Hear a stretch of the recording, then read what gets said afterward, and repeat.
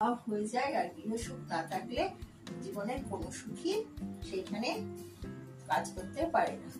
এই জন্য ফোর্থ হাউসটা ভীষণ ইম্পর্টেন্ট। খালি গৃহ সুখ নয়, তার সাথে নমস্কার বন্ধুরা, আজকে আমি হরোস্কোপে ফোর্থ হাউস নিয়ে কিছু কথা বলবো। আপনারা দেখতে থাকুন আমার অ্যাস্ট্রোলজি জয়ন্তী 1 AM চ্যানেল থেকে। আজকে আমি ভিডিওটা নিয়ে এলাম ফোর্থ হাউস সম্বন্ধে কিছু বলবো। ফোর্থ হাউস হচ্ছে গৃহ সুখের জায়গা। গৃহে সুখ না হলে জীবনে সুখ হবে না। গৃহ সুখ না হলে জীবনটা নষ্ট হয়ে যাবে, ছারখার হয়ে যায়। তাই জন্য গৃহ সুখ করতে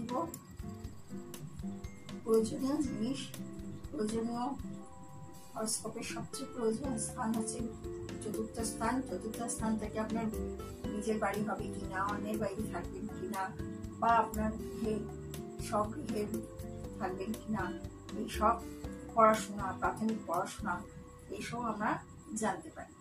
তাই জন্য বিদ্যা, সুখ, গৃহ সুখ, নিজস্ব গৃহ, পরগৃহ, এছাড়াও সুখ শান্তির জন্য আমাদের চতুর্থ ঘরটা খুব ইম্পর্টেন্ট। তাই চতুর্থ ঘরের নিয়ে আমি কিছু আলোচনা করবো আজকে। ভিডিওটি ভালো লাগলে লাইক, কমেন্ট, শেয়ার করে দেবেন। পুরো ভিডিওটি দেখতে থাকুন। তাহলে মেষ লগ্নের 1, 2, 3, 4 ফোর্থ হাউস হলো কর্কট। কর্কট রাশি। কর্কট রাশি হলো এর ফোর্থ হাউস। তাহলে এই কর্কট রাশির অধিপতিকে চন্দ্র। চন্দ্র যদি ঠিক না থাকে তাহলে ফোর্থ হাউসে যে আপনার গৃহ সুখ, চন্দ্র যদি এখানে না থেকে অষ্টম ঘরে থাকে বা 4, 5, 6, 7, 8 এখানে থাকে, তাহলে আপনার এই যে এখানে গ্রহটি এটি এখানে চলে এলো অষ্টম ঘরে। এটা হচ্ছে পঞ্চম, ষষ্ঠ, সপ্তম, অষ্টম। অষ্টম ঘরে যদি চন্দ্রটা বসে যায় তাহলে আপনার এখানে সুখটা অনেকটাই নষ্ট হয়ে গেল। এই চন্দ্র এখানে বসে থাকলে বা ফিফথ হাউসে বসে থাকলে বা সপ্তমে বসে থাকলে অনেকটা ভালো ফল পাওয়া যায়।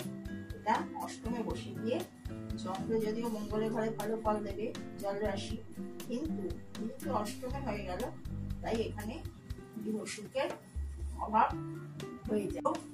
অষ্টমে হওয়ার ফলে গৃহ সুখের অভাব হলো। এটা যদি চন্দ্র যদি এই লগ্ন হয়, বৃষ লগ্ন হয়, তার ফোর্থ হাউস 1, 2, 3, 4 রবি। এখানে ফোর্থ হাউসের অধিপতি রবি। এই রবি যদি এখানে থাকে ভালো ফল দেবে। সেই রবি যদি এরকম অষ্টমী কি ষষ্ঠী কি তৃতীয় ভালো ফল দেয়, দ্বাদশী, ষষ্ঠ, অষ্টম আর দ্বাদশ, এই 3টি স্থানে থাকলে গৃহ সুখের অভাব হয়ে যায়। চন্দ্র নয়, যে চতুর্থপতি যদি ঠিক জায়গায় না থাকে, তার সাথে আমাদের চন্দ্রটাকেও দেখতে হয়, রাশি থেকেও বিচার করতে হয়।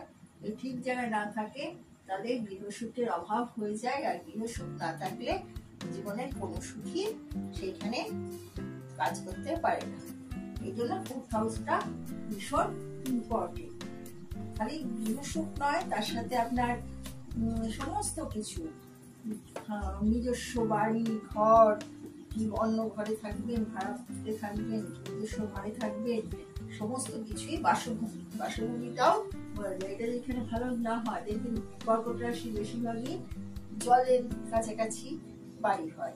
জল রাশিতে যেহেতু এটা জল রাশি, তাই জন্য জলের কাছাকাছি হয়, উঁচু জমিতে হয় না, একটু নিচু জমিতে বাড়ি হয়। এরকম অনেক কিছু দেখে সেগুলো আমরা বিচার করি।